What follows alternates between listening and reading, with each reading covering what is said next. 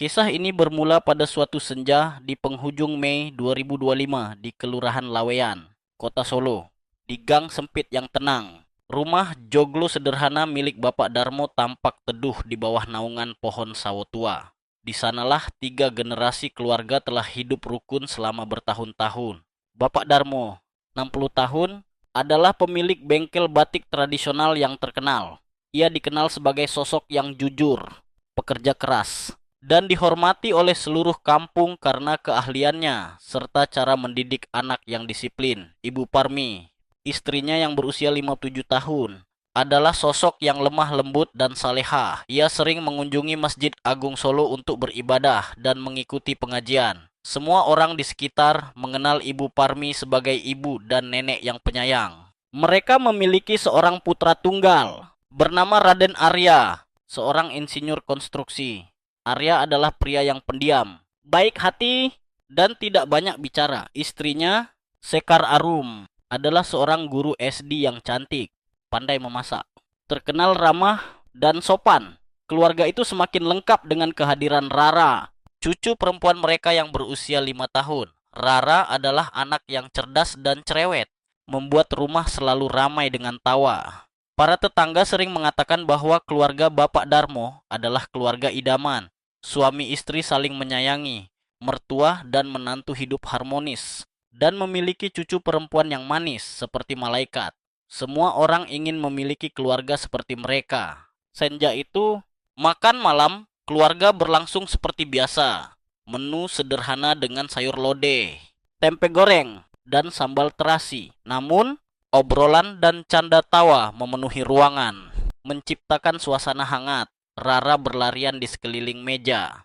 Bapak Darmo mengingatkan cucunya untuk makan dengan benar dan menawarkan menantunya untuk mengambil makanan. Sekar Arum tersenyum lembut dan mengangguk berterima kasih. Semuanya tampak damai, setidaknya dari luar. Ada keluarga yang tampak seperti lukisan, tetapi dalam lukisan itu, jika diperhatikan dengan seksama, terkadang terlihat beberapa retakan halus.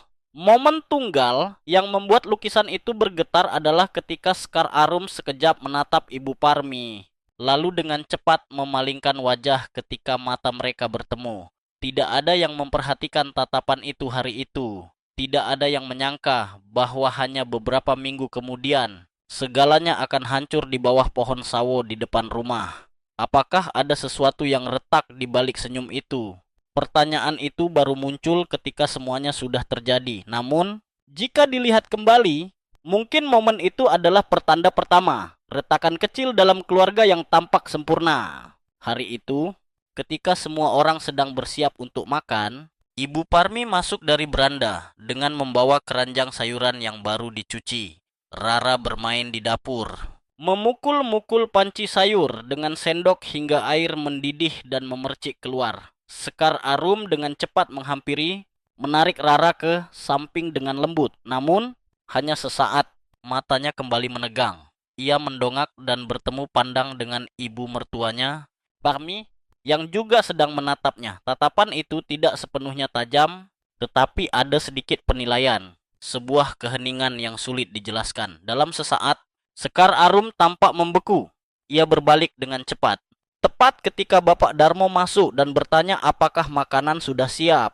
Peristiwa kecil yang tampaknya tidak diperhatikan siapapun, tetapi di mata Sekar Arum saat itu, ada sesuatu yang kacau. Bukan tatapan seorang menantu yang takut pada ibu mertua yang galak, juga bukan tatapan seorang wanita yang ditekan, melainkan tatapan gelisah, cemas, seolah ada sesuatu yang disembunyikan. Makan malam tetap berlangsung seperti biasa. Bapak Darmo bercerita tentang bengkelnya yang mendapat pesanan ekspor besar. Raden Arya duduk diam mendengarkan. Sesekali hanya mengangguk. Ibu Parmi sesekali menawarkan sayuran ke piring Sekar Arum. Tetapi ia hampir tidak makan apapun. Hanya menunduk diam. Tidak ada yang memperhatikan bahwa selama makan malam, ia tidak menatap ibu mertuanya sekalipun. Malam itu, ketika semua orang sudah tidur, Ibu Parmi keluar ke beranda untuk memandangi pohon sawo tua di depan rumah. Pohon sawo itu sudah berusia lebih dari 30 tahun, menemani masa muda Bapak Darmo dan Ibu Parmi. Setiap musim panen, buahnya matang dan manis. Tahun lalu, Ibu Parmi masih rajin merawatnya. Namun, tahun ini hatinya tiba-tiba terasa dingin. Di kamar tidur kecil di dalam sekar arum gelisah. Lampu tidur redup menyoroti langit-langit kamar. Ia memunggungi Arya. Tangannya mengepal erat. Matanya menatap tajam foto keluarga yang tergantung di dinding. Foto itu diambil saat ulang tahun Rara. Semua orang tersenyum. Hanya mata Sekar Arum yang mengarah ke sisi lain. Seolah menghindari sesuatu. Ada hal-hal yang tidak diucapkan, tetapi mata tidak bisa berbohong. Dan ada tatapan yang tampaknya sekilas, tetapi sebenarnya adalah jurang keraguan. Pohon sawo di depan rumah tetap berdiri diam seperti pemiliknya. Namun, di dalam tanah di bawah pohon tua itu, benih tragedi diam-diam mulai tumbuh. Senin pagi, tanggal 7 April 2025. Cuaca mendung dan berangin. Matahari belum sepenuhnya terbit. Hanya cukup untuk menerangi halaman yang masih basah oleh embun. Di rumah kecil keluarga Bapak Darmo, sarapan sudah disiapkan sejak pagi. Aroma bubur ayam tercium di seluruh dapur. Suara Rara masih belajar membaca lagu yang diajarkan gurunya di sekolah. Ibu Parmi berdiri di depan cermin, menyisir rambutnya yang sudah beruban dan mengikatnya rapi di belakang leher. Ia mengenakan kebaya panjang berwarna coklat tua, mengenakan jaket tipis, lalu mengambil tas dan pergi. Aku pergi ke Masjid Agung dulu ya. Ada pengajian awal bulan, katanya dari beranda. Bapak Darmo yang sedang menikmati kopi panas hanya mengangguk. Iya, hati-hati di jalan. Sekar Arum keluar dari kamar, mengangguk memberi hormat pada ibu mertuanya. Ia tidak mengatakan apapun. Matanya melirik dengan cepat. Ibu Parmi membalasnya sekilas, lalu berbalik dan pergi. Sosok kecil itu menghilang di ujung gang, meninggalkan pagi yang tampak biasa seperti pagi-pagi lainnya. Namun, sore harinya segalanya mulai berubah. Ketika jam menunjukkan pukul 5 sore, Bapak Darmo mondar-mandir dengan gelisah. Biasanya, Ibu Parmi hanya pergi ke pengajian hingga siang atau sore hari. Namun, hari ini sudah malam dan ia belum juga kembali. Panggilan ke teleponnya hanya dijawab oleh operator yang mengatakan bahwa nomor yang dituju sedang tidak aktif. Bapak Darmo menelepon lagi. Tetap sama. Menelepon beberapa kali lagi. Tetap suara dingin yang sama. Telepon Ibu Parmi yang biasanya tidak pernah dimatikan, tiba-tiba tidak aktif. Aneh sekali. Tadi pagi ia pergi sendirian. Kenapa sekarang belum pulang?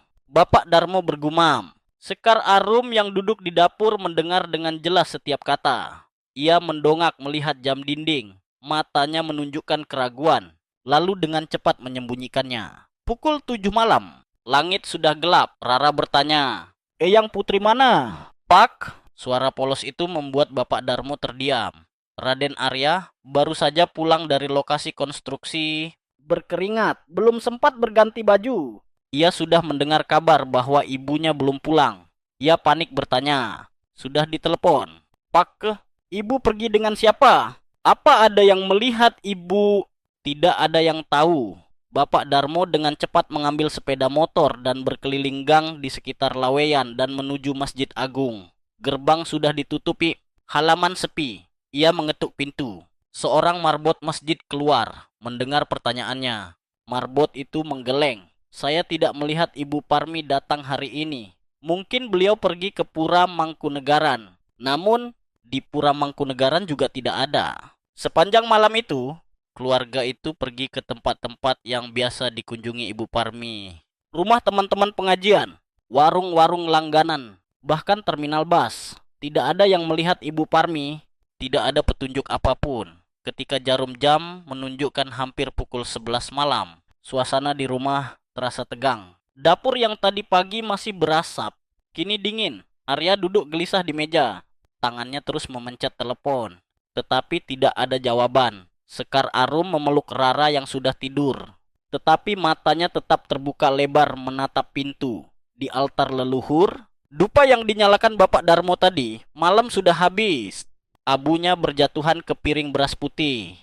Cahaya lampu menyoroti wajah Bapak Darmo yang penuh kekhawatiran dan kecemasan. Kehilangan seseorang yang sudah tua biasanya dianggap hal biasa, tetapi terkadang ketidakhadiran membuka jurang yang dalam. Dan malam itu, Keluarga Bapak Darmo tidak tahu bahwa mereka sedang berdiri di tepi jurang itu. Keesokan harinya, kabar hilangnya Ibu Parmi mulai menyebar di kampung. Bapak Darmo dengan wajah lelah karena tidak tidur semalaman sibuk melaporkan ke sana kemari. Arya meminta izin cuti beberapa hari, sementara Sekar Arum tinggal di rumah menjaga Rara dan memeriksa kembali buku telepon ibu mertuanya untuk menghubungi teman-teman lama. Di Facebook, Arya menulis status pertama, "Ibu saya hilang sejak kemarin pagi. Jika ada yang melihat, mohon bantuannya." Nama, Parmi, usia 57 tahun, mengenakan kebaya coklat, memakai kerudung, memakai sandal jepit. Terakhir terlihat meninggalkan rumah pukul 6 pagi, mengatakan akan pergi ke Masjid Agung. Ia menyertakan foto terbaru Ibu Parmi yang sedang berdiri di samping pohon sawo di depan rumah. Wajahnya tampak ramah, tubuhnya kurus, matanya sedikit sayu. Kabar itu menyebar dengan cepat ke seluruh grup warga Solo. Sementara itu, Bapak Darmo pergi ke seluruh gang di sekitar rumah untuk bertanya. Orang-orang yang mengenalnya menggelengkan kepala. Hanya Bu Sarni, penjual nasi liwet di ujung gang, yang mengatakan bahwa ia melihat Ibu Parmi lewat pagi-pagi sekali. "Saya melihat beliau sekitar pukul 6. Dia berjalan pelan sambil membawa tas kain. Saya kira beliau akan pergi ke pasar, bukan ke pengajian. Setelah itu saya tidak melihat beliau lagi," kata Bu Sarni sambil memegang piring nasi liwet yang belum sempat dibereskan. Seorang nenek tetangga lain bercerita bahwa ia mendengar suara sandal jepit di gang pagi itu, mirip suara Ibu Parmi karena ia sering berjalan menyeret sandal. "Tapi saya tidak yakin," katanya. Kisah itu terputus begitu saja. Setiap orang memberikan pendapat yang berbeda.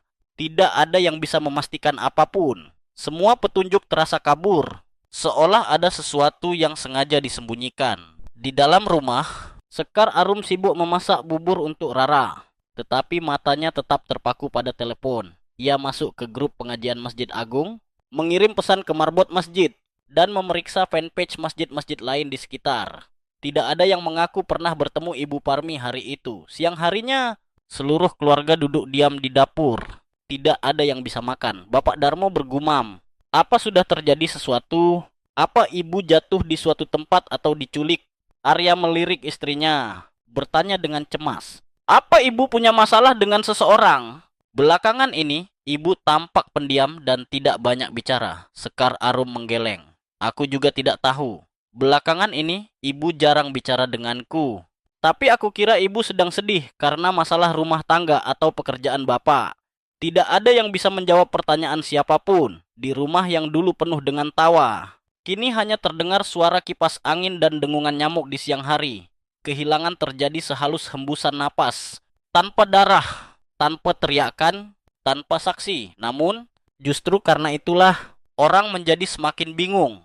Karena tidak ada yang bisa dipegang, hanya ada kekosongan. Sore itu, keluarga Bapak Darmo memutuskan untuk melaporkan kejadian itu ke polisi. Sebuah tim dengan cepat diturunkan ke lokasi, memulai langkah pertama dalam penyelidikan yang tampak sederhana ya, tetapi sebenarnya adalah pintu menuju kebenaran yang dingin dan mengerikan. Pagi hari ketiga setelah Ibu Parmi hilang, polisi dari Polsek Laweyan secara resmi memulai penyelidikan. IPTU Bagus, seorang perwira muda dari tim reserse, ditugaskan untuk menangani kasus ini. Awalnya, ia juga mengira bahwa ini hanyalah kasus orang hilang biasa.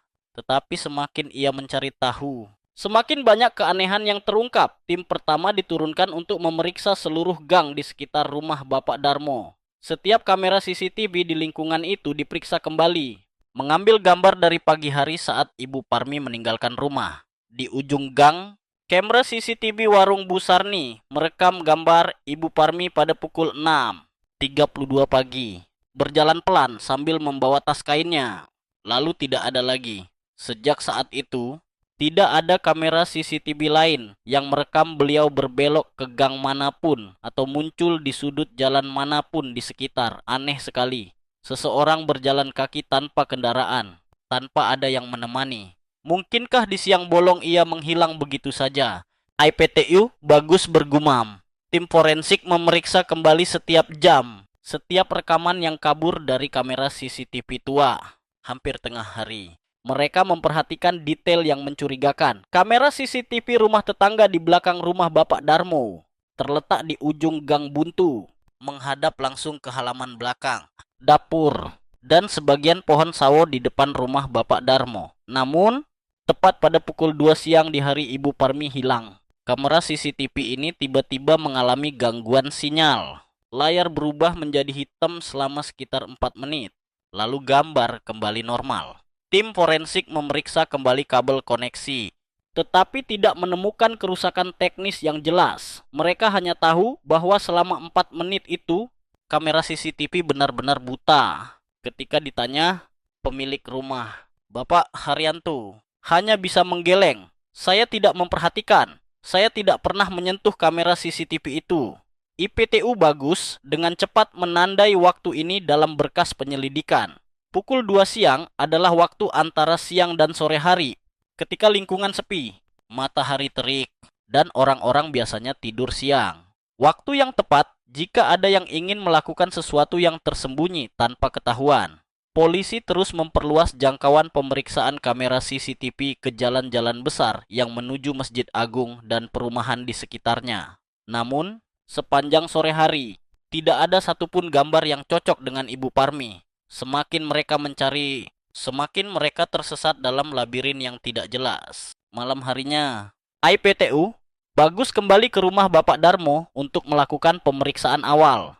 Bapak Darmo menyambut tim penyelidik dengan wajah yang jelas menunjukkan kekhawatiran. Sekar Arum memeluk Rara dan berdiri diam di sudut rumah. Wajahnya pucat, matanya cekung karena kurang tidur. Apa ada anggota keluarga yang memiliki masalah dengan Ibu Parmi belakangan ini? Tanya IPTU Bagus. Bapak Darmo langsung menggeleng. Tidak ada. Istri saya baik hati. Hidup rukun dengan semua orang. Semua orang menyayanginya. Sekar Arum juga tersenyum dan menjawab, saya sudah menjadi menantu selama belasan tahun. Ibu mertua sangat menyayangi saya dan Rara. Tidak ada masalah apapun. Jawaban yang terdengar sangat meyakinkan. Tetapi setiap penyelidik yang berpengalaman tahu bahwa terkadang sesuatu yang terlalu meyakinkan justru harus dicurigai. Dalam kasus orang hilang, keterangan awal selalu menjadi bagian pertama dari teka-teki. Namun, jika semua bagian teka-teki itu halus dan sempurna, mungkin karena ada yang sengaja membuatnya pas. Dan saat ini, tim penyelidik mulai memperhatikan waktu dan perilaku setiap anggota keluarga, terutama pada sore hari itu, setelah 2 hari pencarian tanpa hasil. Tim penyelidik secara resmi mengubah arah kasus ini dari orang hilang biasa menjadi kasus yang dicurigai mengandung unsur kriminal. IPTU Bagus bersama tim mulai mengambil keterangan detail dari setiap anggota keluarga. Orang pertama yang ditanyai adalah Bapak Darmo. Di ruang tamu yang remang-remang, ia duduk tegak. Kedua tangannya diletakkan di atas lutut. Suaranya tenang, tetapi matanya tampak lelah. Istri saya mengatakan dengan jelas bahwa ia akan pergi ke Masjid Agung. Dari dulu, setiap awal bulan, ia selalu pergi ke masjid untuk berdoa. Sekitar pukul 6.30 ia keluar dari rumah. Setelah itu, saya pergi ke bengkel batik untuk bekerja. Baru pulang hampir tengah hari. Ketika ditanya tentang hubungan antara Ibu Parmi dan anggota keluarga lainnya, ia menjawab tanpa ragu, tidak ada masalah apapun. Keluarga saya hidup harmonis. Apapun masalahnya, ia selalu bercerita padaku. Selanjutnya adalah Sekar Arum. Ia duduk diam beberapa saat sebelum mulai menjawab dengan suara datar. Pagi itu, saya bangun pagi-pagi sekali untuk menyiapkan sarapan. Saya melihat ibu mertua berganti pakaian dan keluar. Saya tidak bertanya banyak.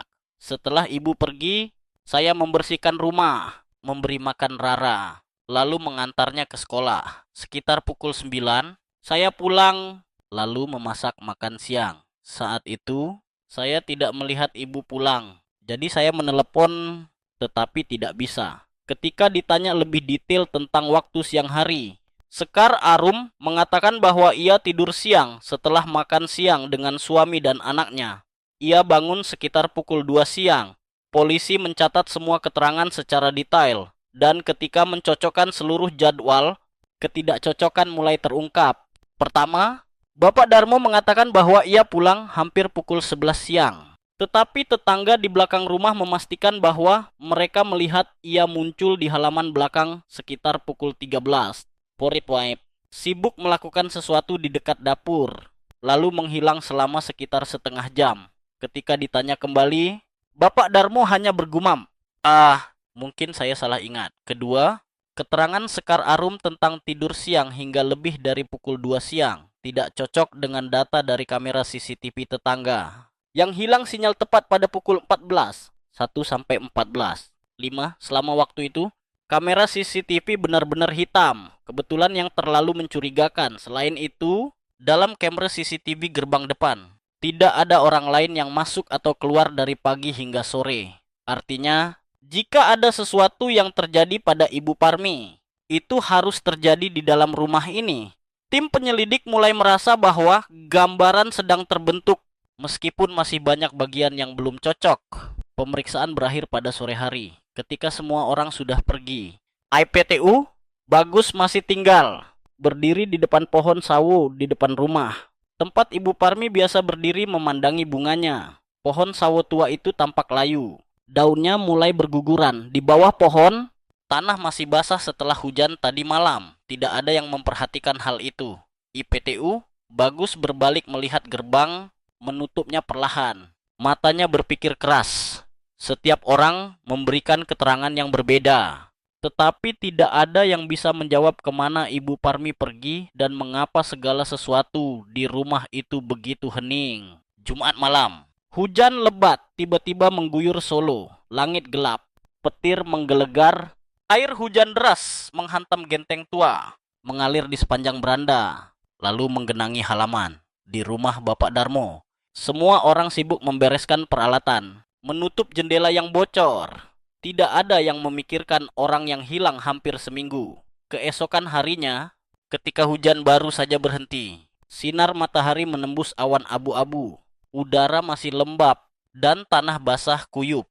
Raden Arya keluar ke depan rumah untuk membersihkan daun yang berguguran dan air yang menggenang. Ketika ia menyapu ke area pohon sawo di tengah halaman, pohon sawo tua tempat ibunya biasa duduk mencabuti rumput dan menyiram tanaman setiap pagi. Ia berhenti.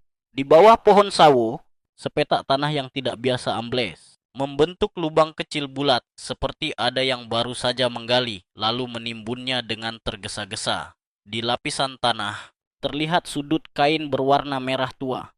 Kain itu lusuh dan berlumpur, tetapi masih bisa dikenali sebagai kain bekas. Mirip dengan yang biasa digunakan orang untuk melapisi baskom air atau membungkus barang-barang lama.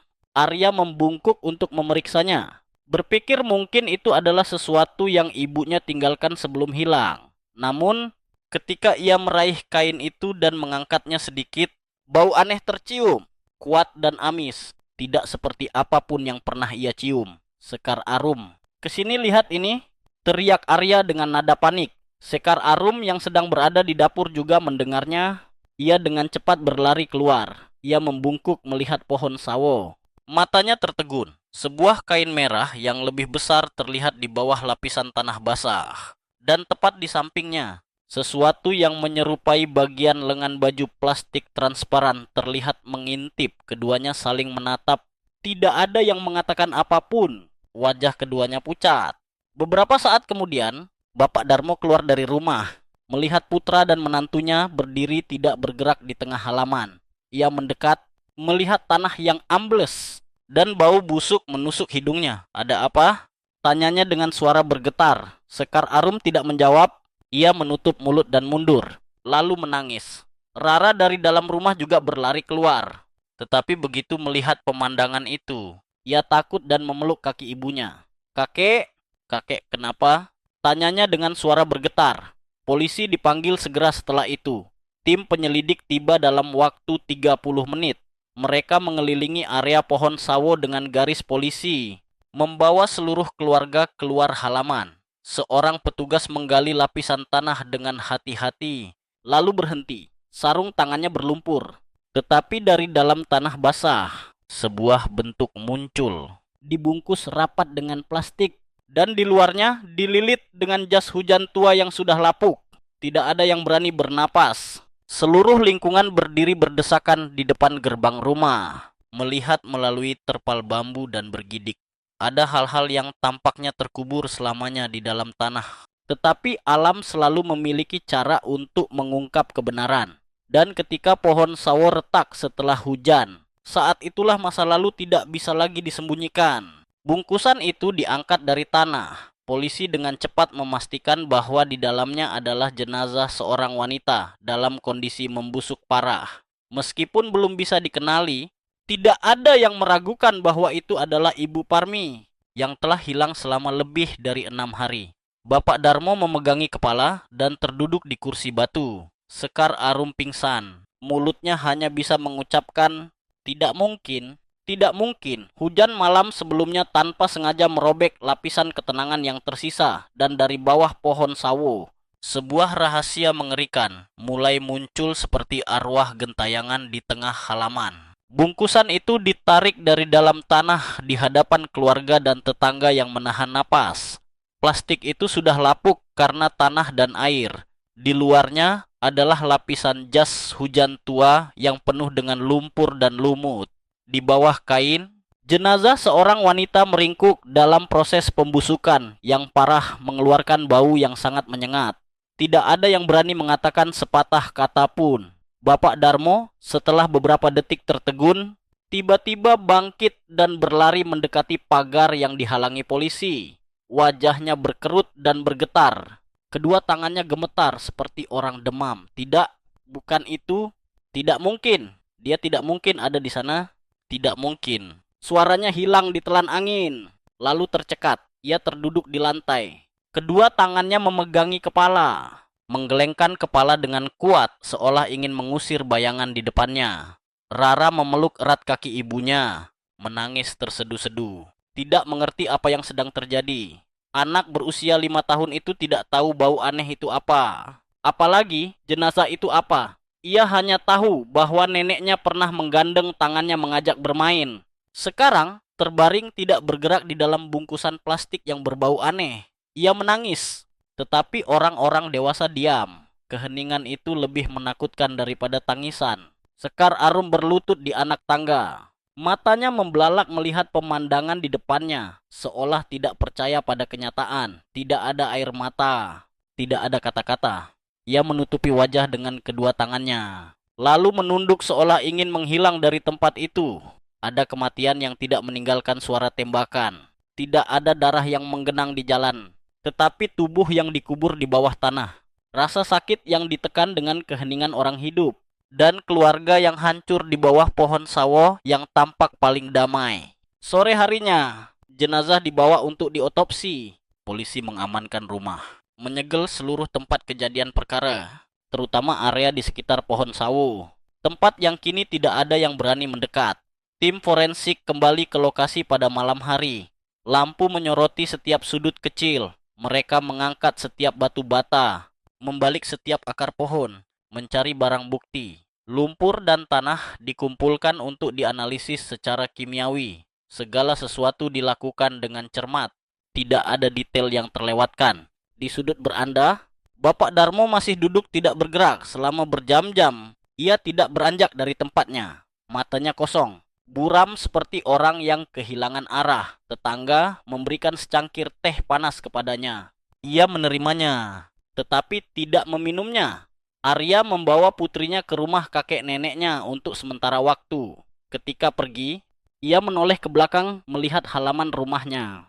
Tempat ibunya setiap pagi duduk mencabuti rumput, memotong daun sawo, dan menyalakan dupa. Sekarang hanya tersisa lumpur dan garis merah yang menandai batas kejahatan. Sekar Arum tidak mengatakan apapun. Sepanjang malam itu, ia tidak keluar dari kamar. Pintu kamar tertutup rapat. Tidak ada yang mendengar tangisan.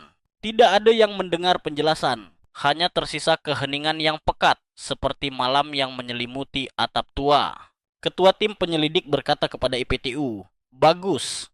Kasus ini tidak sederhana. Pelakunya pasti tinggal di rumah ini. Tidak ada orang di luar keluarga yang memiliki kesempatan untuk melakukan tindakan itu di siang bolong, lalu menyembunyikan jenazah dengan begitu rapi." IPTU, Bagus mengangguk, memasukkan tangannya ke saku jaket.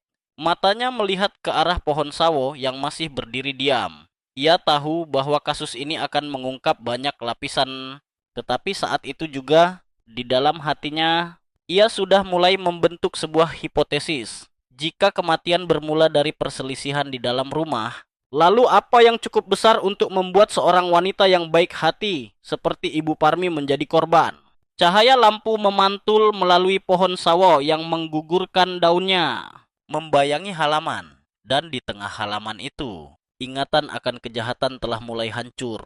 Siang keesokan harinya, jenazah dibawa ke pusat forensik Provinsi Jawa Tengah untuk diotopsi. Meskipun sudah membusuk parah karena terkubur dalam kondisi lembab selama hampir seminggu, para dokter forensik tetap bekerja dengan hati-hati untuk merekonstruksi jejak terakhir yang tersisa. Kesimpulan awal dikirim ke kantor polisi hanya dalam waktu 6 jam. Penyebab kematian, cedera kepala tertutup, benturan keras oleh benda tumpul, berpotensi menyebabkan kematian di tempat. Waktu kematian sekitar pukul 13.30 hingga 14. Dundola di hari hilang. Tidak ada tanda-tanda perlawanan, tidak ada luka sayatan, tidak ada luka diseret.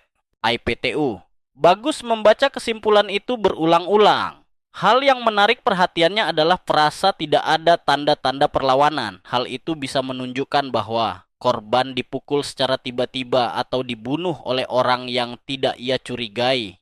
Mungkin dipukul dari belakang saat tidak siap. Tidak ada perlawanan. Dokter forensik menekankan dalam laporannya. Tim forensik kembali ke lokasi kejadian perkara pada malam hari. Kali ini, mereka fokus pada area di sekitar dapur dan ruang tamu, tempat yang memungkinkan terjadinya bentrokan. Teknisi forensik menggunakan lampu ultraviolet untuk mendeteksi jejak darah mikro di dinding, kaki meja, dan tepi ubin lantai. Sebuah goresan kecil yang tidak biasa ditemukan di tepi altar leluhur, tempat yang biasanya dibersihkan Ibu Parmi setiap pagi. Meskipun sudah dibersihkan dengan cermat, jejak-jejak kecil masih terlihat di bawah sorotan lampu. IPTU Bagus mendekat, mengamati dengan cermat patung Buddha perunggu yang diletakkan di tepi atas. Patung setinggi sekitar 25 cm itu terasa berat dan memiliki goresan kecil di bagian alasnya. Tim forensik segera menyita barang itu sebagai barang bukti. Benda tumpul, berat, dan ukurannya mirip dengan luka di kepala. Ini sangat mungkin adalah senjata pembunuhan, kata tim forensik. Hal ini mengarah pada kesimpulan baru. Pelaku tidak menyiapkan alat untuk melakukan kejahatan, tetapi hanya menggunakan peralatan yang ada di dalam rumah. Reaksi yang bersifat spontan saat marah atau terpojok, dan sebuah pertanyaan mendesak diajukan. Siapa yang berada di dekat Ibu Parmi dalam rentang waktu antara pukul 13.30 hingga 14. Sedonol hari itu, Bapak Darmo mengatakan bahwa ia sedang tidur siang di kamar. Tetapi tetangga di belakang rumah memastikan bahwa mereka melihat ia sibuk di luar halaman sekitar pukul 13.45, bersamaan dengan waktu kamera CCTV di belakang mengalami gangguan sinyal. Sekar Arum masih mempertahankan keterangannya bahwa ia tidur hingga lebih dari pukul 2 siang. Tetapi secara kebetulan, pada waktu yang sama, kamera CCTV di belakang rumah mati sinyal selama 4 menit. IPTU.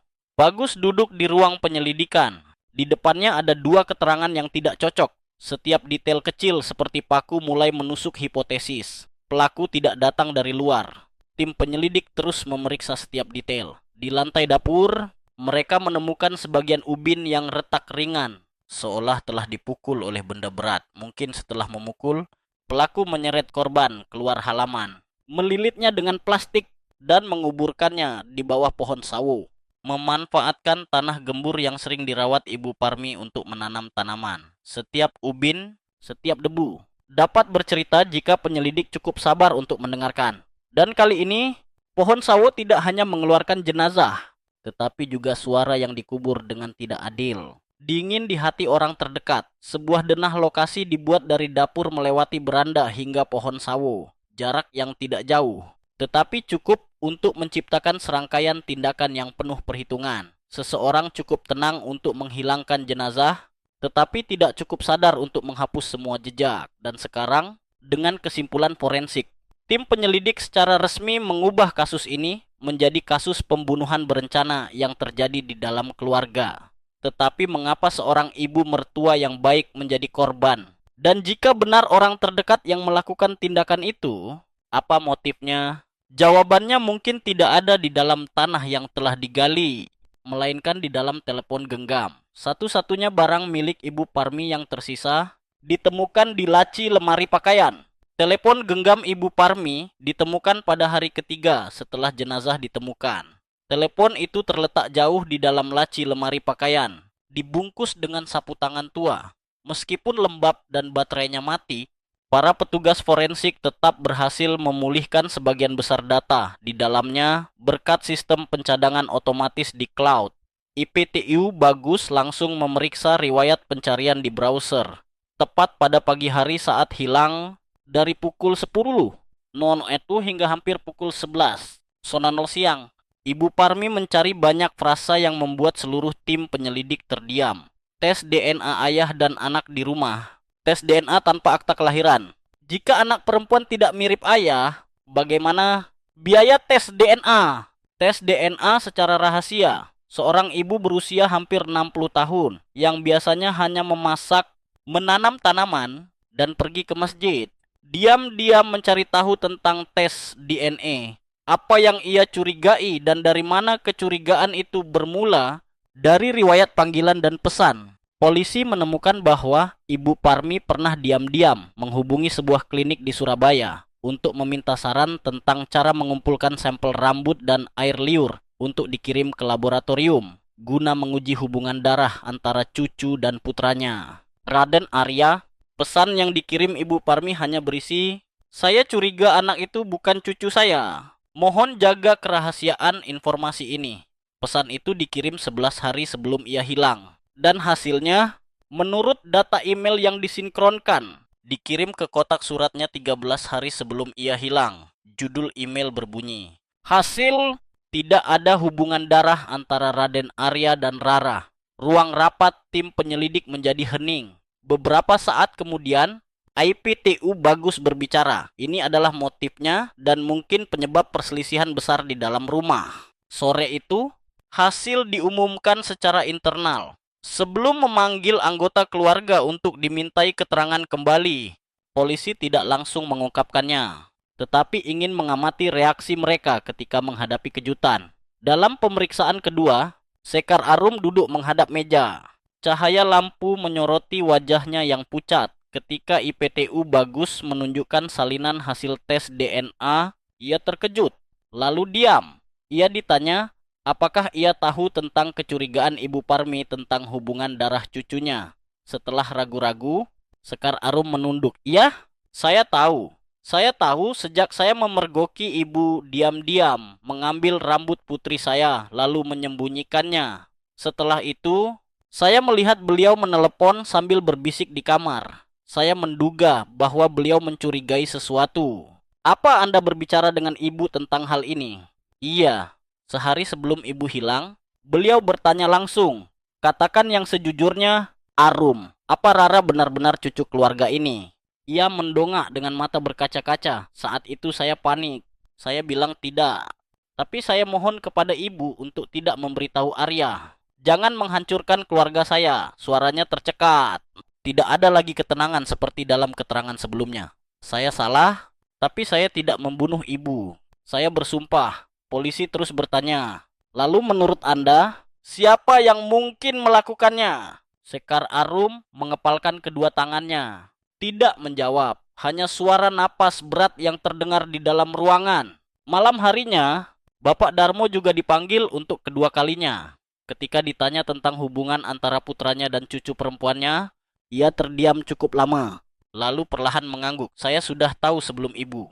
IPTU Bagus terkejut. "Anda tahu dan tetap diam?" "Saya tahu sejak hampir setahun yang lalu, setelah saya diam-diam membaca pesan di telepon Arum. Tapi saya tidak mengatakan apapun karena anak itu tetap memanggil saya kakek. Ia tetap memeluk saya setiap pagi." Suara Bapak Darmo menghilang. "Rara tidak bersalah, manusia dewasa. Semua menyembunyikan sebagian kesalahan di dalam hati. Kami diam karena tidak ada yang ingin menghancurkan rumah ini. Kebenaran terkadang tidak ada di dalam darah." tetapi ada di mata seorang anak ketika ia memanggil kita kakek setiap pagi. Tetapi ketika sebuah kebenaran terkubur terlalu lama, ia akan bangkit dengan sendirinya. Dahsyat seperti hujan badai. Dan kali ini, kebenaran telah diungkapkan oleh seorang wanita tua dengan mempertaruhkan nyawanya sendiri. Sore itu, rumah di Laweyan itu terasa sesak oleh sesuatu yang pekat, sunyi, berat, dan suram. Sejak salinan hasil tes DNA dikirimkan oleh polisi kepada keluarga untuk keperluan penyelidikan, tidak ada yang berbicara sepatah kata pun kepada siapapun. Raden Arya duduk tidak bergerak di kursi di ruang tamu. Matanya menatap tajam dinding di depannya. Di tangannya ada selembar kertas yang dicetak hitam putih, yang bertuliskan tidak ada hubungan darah antara Raden Arya dan Rara. Sejak pagi, ia tidak makan apapun, matanya bengkak, rambutnya jatuh ke dahinya. Tatapannya kosong seperti orang yang kehilangan jiwanya. Tenggorokannya terasa kering. Tetapi ia tidak bisa menelan seteguk air pun. Rumah yang dulu penuh dengan tawa, kini hanya terdengar suara angin yang bertiup melalui kusen jendela, suara piring dan sendok yang beradu di dapur, dan suara langkah kaki yang sengaja saling menghindar. Di sudut ruangan, Bapak Darmo menyalakan sebatang rokok, lalu mematikannya ketika baru terbakar setengah. Ia diam-diam melihat putranya, tetapi tidak berani mendekat. Pria yang dulu menjadi tulang punggung keluarga kini seperti bayangan, menyaksikan segalanya runtuh, tetapi tidak bisa berbuat apapun selain diam. Sedangkan Sekar Arum, sejak mengetahui bahwa suaminya telah menerima hasil tes DNA, ia tidak keluar dari kamar. Ia mengunci pintu, tidak makan, tidak minum, tidak menjawab ketika ada yang memanggil. Hanya suara napas berat yang terdengar melalui celah pintu. Seolah setiap napas adalah sekali menghadapi rasa bersalah. Rara dikirim sementara ke rumah kakek neneknya sejak kemarin. Ia belum bisa memahami apa itu hubungan darah, apalagi mengapa ibunya menangis. Kakek duduk termenung, dan ayahnya tidak mau menatap siapapun. Baginya, itu hanyalah nenek sudah tidak ada lagi, dan keluarganya tiba-tiba terasa sepi. Kebenaran yang belum diucapkan masih bisa ditutupi dengan senyum, dengan makan malam, dengan suara anak memanggil ayah. Tetapi begitu muncul telanjang seperti jenazah di bawah pohon sawo, maka itu bukan lagi kebenaran, melainkan pisau yang mengiris setiap orang. Malam itu, makan malam tidak ada yang makan, nasi dingin, sayur basi, 3 piring yang diletakkan berantakan di atas meja.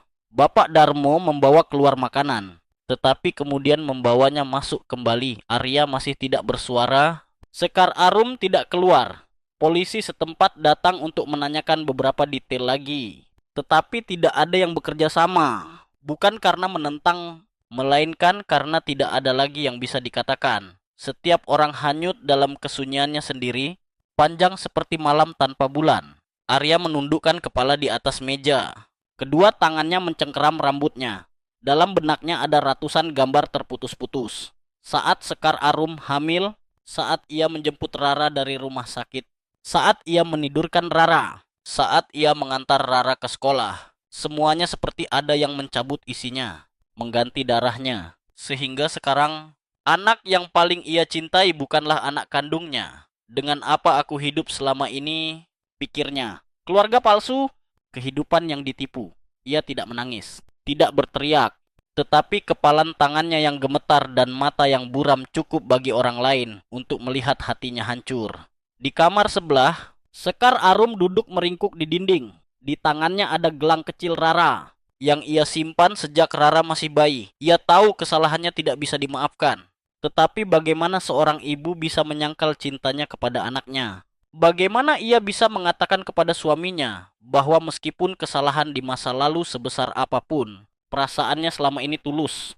Ia menangis. Pertama kalinya menangis bukan karena ditekan, bukan karena takut, melainkan karena kehilangan. Ia kehilangan segalanya. Ibu mertua, kepercayaan suami, citra dirinya di mata anak, dan rumah yang ia kira bisa ia pertahankan dengan diam. Narator mengakhiri adegan ini dengan bisikan yang menyakitkan. Ada kejahatan yang tidak meninggalkan darah, hanya meninggalkan kesunyian. Ada kejutan yang tidak membutuhkan teriakan, hanya selembar kertas. Dan ada kebenaran yang tidak dikubur di bawah pohon sawo, melainkan dikubur di dalam hati setiap orang. Rumah tua di Gang Laweyan yang dulu menjadi rumah, kini hanya menjadi cangkang dari mimpi yang hancur. Raden Arya duduk di kursi kayu di ruang tamu, memegangi kepala. Matanya merah.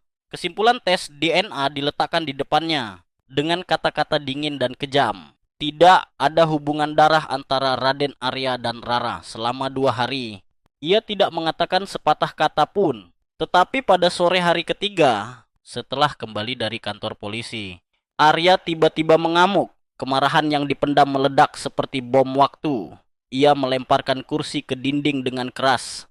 Cangkir teh jatuh ke lantai dan pecah berkeping-keping. Teriakan bergema, menyakitkan. Tercekat, seolah melepaskan semua beban berat yang telah menahannya dalam diam selama berhari-hari. Selama ini hanya kebohongan. Teriaknya keras, matanya melotot. Tangannya memukul lemari kayu hingga pintunya terbuka. Anak itu bukan anakku. Lalu aku ini apa di rumah ini? Seorang idiot yang dibohongi selama ini. Bapak Darmo terkejut dan dengan cepat menghampiri untuk menahannya. Tetapi Arya menepis tangannya dan terus berteriak. Bapak juga tahu, kan?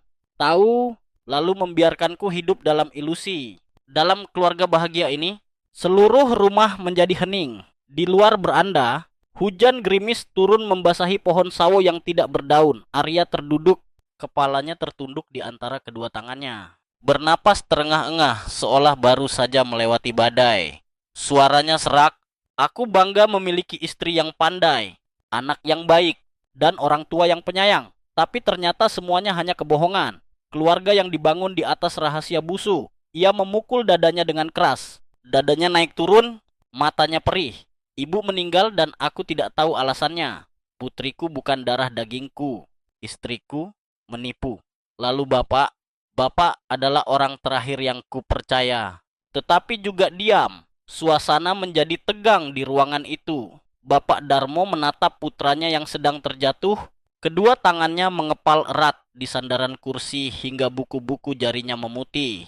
Bahunya bergetar, tetapi air matanya sudah habis untuk menangis. Beberapa saat kemudian, Sekar Arum diam-diam keluar dari kamarnya. Wajahnya pucat, rambutnya berantakan, matanya bengkak. Ia mendekat dengan gemetar. Arya, aku minta maaf.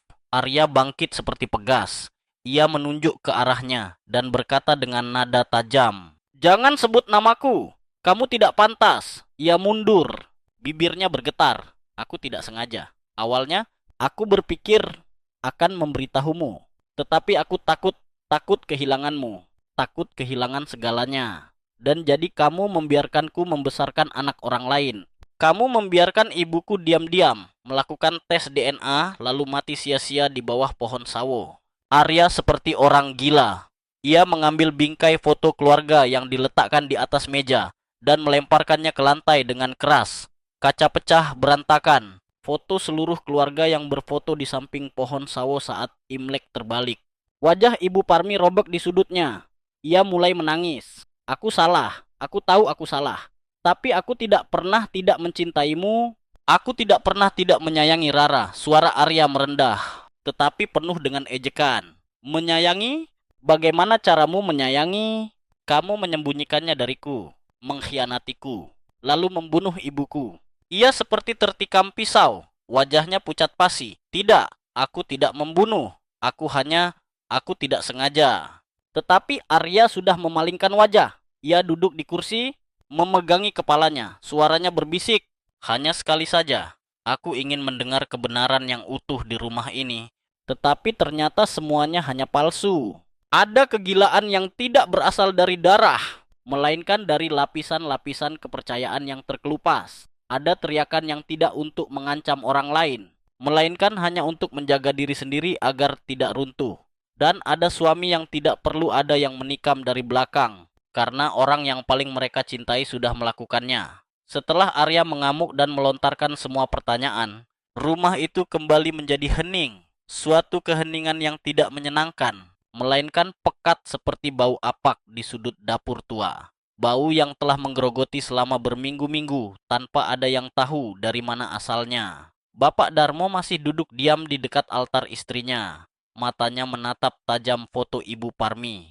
Foto itu diambil saat acara selamatan, mengenakan baju muslim berwarna ungu dan memegang bunga teratai. Hanya beberapa minggu yang lalu, makan malam masih diwarnai dengan tawa anak-anak, omelan sayang ibu, dan sekar arum yang mengingatkan Rara untuk makan sayur. Sekarang, setiap suara yang bergema hanyalah desahan dan isak tangis yang disembunyikan di malam hari.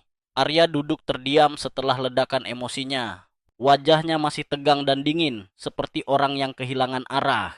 Akhirnya, ketika cahaya di ruang tamu tampak lebih redup dari biasanya, Bapak Darmo berbisik, "Bapak minta maaf." Arya mengangkat matanya dan menatap ayahnya. Suaranya serak. "Untuk apa?" Bapak Darmo menarik napas dalam-dalam, lalu berbalik menghadap putranya. Mata pria yang dulu tegas dan tegas kini hanya dipenuhi kerutan dan kelelahan, karena bapak sudah tahu sejak lama. Kesunyian jatuh seperti lonceng angin yang berdering pelan di tengah malam. Arya mengulangi dengan tidak percaya, "Tahu sejak lama." Ia mengangguk. Matanya masih tidak lepas dari foto istrinya. "Bapak tahu bahwa Rara bukan anak kandungmu?" Kata-kata itu seperti tamparan lain yang mendarat di wajah Arya. Ia mundur selangkah, tangannya terlepas. "Kenapa? Kenapa Bapak tidak mengatakan apapun?" Bapak Darmo perlahan mulai bercerita. Suaranya tidak keras, tetapi setiap kata meresap ke dalam hati pendengarnya. "Lebih dari setahun yang lalu, Bapak kebetulan meminjam telepon Arum untuk menelepon, lalu melihat pesan lama. Arum pernah menghubungi sebuah klinik untuk menanyakan tentang tes DNA. Bapak diam dan diam-diam melakukan tes dengan anak itu." Arya berteriak, "Dan hasilnya tidak ada hubungan darah."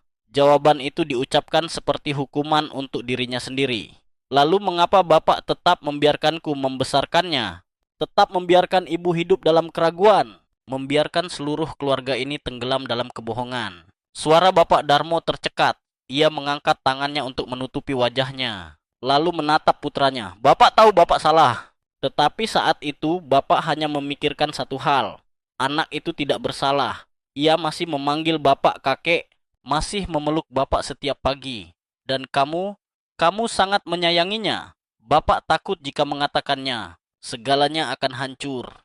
Arya tidak mengatakan apapun. Wajahnya terbelah antara marah dan sakit hati, seolah sedang terkoyak. Satu sisi adalah kepercayaan yang dikhianati. Sisi lainnya adalah masa kecil putrinya yang ia bangun setiap hari. Bapak Darmo melanjutkan, "Setelah itu, ibumu juga curiga. Ia diam-diam mengambil rambut Rara dan menerima hasilnya kurang dari 2 minggu yang lalu.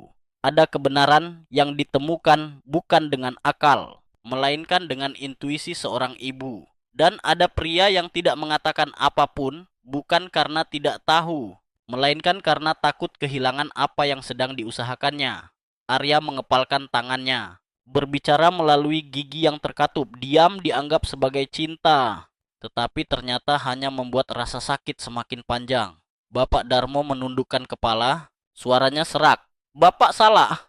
Tetapi Bapak tidak pernah menyesal telah menyayangi anak itu. Darah daging siapa dia? Tidak sepenting fakta bahwa ia masih membutuhkan rumah." Arya memalingkan wajah. Air mata diam-diam mengalir di pipinya. Kakinya bergetar seolah baru saja melewati badai. Bukan badai kemarahan, melainkan badai kekecewaan dan ketidakberdayaan. Malam itu, cuaca di Solo terasa dingin yang luar biasa.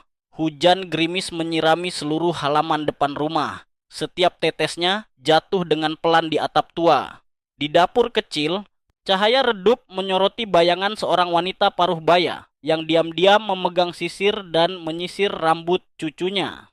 Ibu Parmi duduk diam, tidak mengatakan sepatah kata pun. Matanya menatap tajam sehelai rambut yang baru saja terlepas dari sisir. Ia diam-diam memasukkannya ke dalam kantong plastik kecil dan menyimpannya dengan hati-hati di sudut tasnya. Itu adalah kali kedua dalam seminggu ia diam-diam mengambil sampel rambut Rara, cucu perempuan yang telah ia sayangi selama 5 tahun.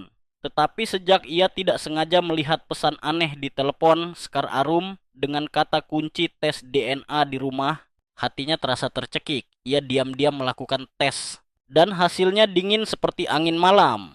Rara tidak memiliki hubungan darah dengan putranya. Ia tidak memberitahu Bapak Darmo tidak memberitahu putranya. Ia hanya seorang diri memendam kebenaran itu seperti batu di hatinya. Tetapi ia tahu bahwa diam lagi adalah pengecut. Malam itu, ketika semua orang sudah tidur, ia duduk di ruang tamu menunggu. Sekar Arum pulang. Amplop berisi hasil tes diletakkan dengan rapi di depannya. Tangannya gemetar, tetapi matanya tetap tajam. Sekitar pukul 10 malam, pintu terbuka dan Sekar Arum masuk. Ia sedikit terkejut melihat ibu mertuanya duduk di sana.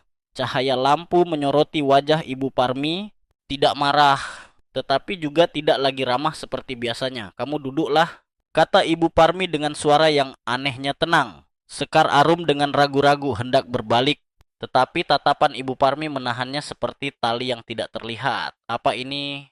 Ia mengulurkan amplop hasil tes ke arah menantunya. Suasana membeku. Sekar Arum memegangnya. Begitu melihat tulisan kesimpulan, tes hubungan darah. Kedua tangannya gemetar. "Apa yang masih bisa kamu jelaskan?" Ia berbicara dengan terbata-bata, menjelaskan dengan suara yang lebih tinggi dari sebelumnya. Ibu Parmi berkata, "Apa kamu pikir aku sebodoh itu sampai tidak tahu apa-apa? Selama 5 tahun, kamu membiarkan anakku membesarkan anak orang lain. Membiarkanku menggendong anak dan memanggilnya cucuku. Sementara kamu hidup dalam kemewahan kebohongan." Sekar Arum mulai menangis. "Aku tidak sengaja menyembunyikannya. Saya takut. Saya tidak bisa menghadapinya. Tapi aku mencintai Mas Arya dan aku mencintai Rara." Ibu Parmi tersenyum menghina. Cinta sejati yang benar-benar mencintai tidak berbohong dan menciptakan kepalsuan dalam keluarga ini. Suasana di ruangan seolah-olah membeku. Dan selain itu, yang tertinggal hanyalah suara hujan yang berderai di luar teras rumah. Ibu Parmi berkata, wajahnya mulai memerah dan matanya berkaca-kaca karena marah. Tangannya mulai gemetar dan kemudian dengan cepat menunjuk Sekar Arum. "Jika kau punya hati nurani, keluarlah dari rumah ini. Jangan sampai saya memberitahu Arya segalanya." Sekar Arum melompat dari kursinya dan berkata, "Aku mohon padamu, Ibu. Jangan lakukan ini. Aku tidak ingin kehilangan segalanya." Tetapi Ibu Parmi telah bangun dan berbicara dengan suara yang tegas. "Kau hanya takut kehilangan semua ini karena Aku takut putraku menghabiskan seluruh hidupnya hidup dalam kebodohan." Dia maju dan memegang tangan Ibu Parmi. "Aku memohon padamu, Ibu, ampuni aku untuk sekali ini. Tidak ada ampunan untuk mereka yang mengkhianati," jawab Ibu Parmi dan menyentak tangannya hingga terlepas. Matanya tajam dan membelah. Saat itulah dalam sepersekian detik kepanikan, Sekar Arum menyentuh patung kecil Buddha di altar tepat di samping ruang tamu. Ia mengambilnya dan ingin mencegah Ibu Parmi agar tidak menghadapinya. Tetapi boom! Suara hantaman bergema dan patung Buddha yang terbuat dari batu menabrak kepala Ibu Parmi. Adegan melambat. Darah menyembur dari dahi dan mata terbuka lebar karena kaget. Ia berhuyung dan jatuh ke lantai. Sementara surat-surat yang berisikan tes itu terjatuh dari tangannya. Sekar Arum berdiri membeku di tempat. Tangannya yang masih menggenggam patung bergetar karena syok. Ia mulai menangis, terisak. Air matanya terus mengalir. Suara hujan sekarang terasa lebih keras dari sebelumnya. Seperti menghantam atap seng. Menghantam hati seseorang yang baru saja kehilangan dirinya sendiri. Dari luar beranda, cahaya senter menyinari. Itu Bapak Darmo. Ia baru saja pulang dari pengajian. Belum sempat melepas sepatu. Sudah menyaksikan seluruh adegan. Matanya terbelalak. Keduanya berdiri diam dalam keheningan. Hanya suara hujan yang deras di luar, seolah berpadu dengan kengerian di dalam dirinya. Semua terjadi hanya dalam sekejap dan sekarang tidak bisa diubah. Bapak Darmo tetap bergeming dan menatap semua yang ada di hadapannya. Lama ia terdiam sampai hatinya hancur. Bapak Darmo pun masuk ke dalam rumah. Kedua kakinya terasa berat dan pelan. Ia tidak berkata apa-apa, lalu membungkuk dan meletakkan tangannya di kepala istrinya untuk yang terakhir kalinya. "Ibumu sudah pergi?" kata Bapak Darmo terbata-bata. Sekar Arum pun memeluk kaki Bapak Darmo dan terisak. "Aku tidak sengaja, Ibu. Itu tidak disengaja. Aku hanya ingin menghentikannya dari semua yang akan terjadi." Bapak Darmo pun tidak membentak dan tidak berteriak. "Saya pernah berpikir dan membatin bahwa tidak ada yang lebih menyakitkan daripada kematian istri saya. Namun, Sekarang saya benar-benar tahu bahwa jauh lebih menyakitkan ketika melihat orang lain tidak berdaya. Bapak Darmo melirik jam yang menunjukkan bahwa ini sudah tengah malam. Kita tidak bisa membiarkan orang melihatnya seperti ini. Jika Arya tahu, dia akan runtuh. Sekar Arum pun mengangkat kepalanya dengan matanya yang penuh ketakutan. Apa yang akan kau lakukan, Bapak? Bapak Darmo pun tidak menjawabnya. Lalu, ia berjalan menuju gudang dan mengambil jas hujan tua, tas plastik bekas bungkus beras yang tersisa dan seikat tali plastik. Pada saat itu, Bapak Darmo bukanlah hanya seorang suami yang baru saja kehilangan istrinya.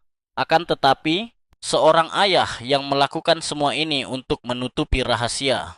Mereka terus melilit dan menyelimuti seluruh tubuh Ibu Parmi. Seakan-akan ia tengah menutupi beban yang amat berat. Cahaya senter pun menyoroti dengan gencar dan membuat jalanan itu lebih gelap. Bapak Darmo dan Sekar Arum lalu bersiap-siap dengan perlengkapan yang ada. Tidak ada satu kata pun yang terucap dari keduanya. Keduanya benar-benar terdiam dan syok karena kejadian yang baru menimpa keduanya. Lalu mereka pun menggali sedalam-dalamnya ke bawah pohon itu. Angin mulai berhembus ke segala arah dan menembus setiap dedaunan yang ada, hingga seakan-akan tangisan arwah yang belum menemukan jalannya. Sekar Arum pun menangis terisak-isak karena mengingat semua kebaikan yang telah ia terima dari Ibu Parmi. Keduanya sudah seperti orang yang kebingungan dengan hal yang tengah menimpa keduanya. Setelah itu, lubang yang mereka gali sudah cukup dalam. Mereka lalu meletakkan mayat Ibu Parmi ke dalam liang lahat yang tengah mereka buat. Bapak Darmo pun mengusap mata istrinya dan untuk terakhir kalinya. Lalu, ia mengubur kembali mayat istrinya itu ke dalam tanah. Seluruhnya itu lalu ditimbun kembali hingga menutupi seluruh lubang. Keesokan harinya, pohon sawo pun terlihat sama seperti biasanya. Akan tetapi, yang membuat orang sadar adalah setiap tanah yang ditimbun. Pasti sedikit sangsi dan lebih basah daripada yang lainnya. Dan semua hal yang dilakukan oleh Bapak dan Sekar ditutupi seluruhnya oleh kesunyian dan keheningan. Di suatu pagi yang panas terik di awal Juni, pengadilan negeri pun dipenuhi oleh pengunjung. Banyak dari pengunjung itu datang karena mereka tidak percaya bahwa kisah yang amat menyedihkan terjadi di tengah-tengah keluarga yang menjadi panutan di kampung. Dengan pengunjung yang berdesak-desakan, ruang pengadilan pun terasa lebih sempit dan dipenuhi keheningan.